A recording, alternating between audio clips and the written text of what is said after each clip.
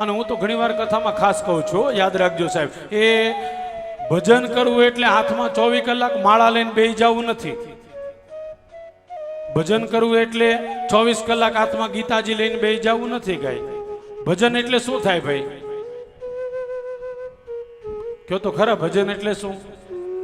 પેલા દિવસે જ કીધું હતું, એ અયોધ્યામાં આવ્યા પછી પણ આપણને કોઈના પ્રત્યે એક થોડોક પણ રંજ ન રહીને એ મોટું ભજન છે.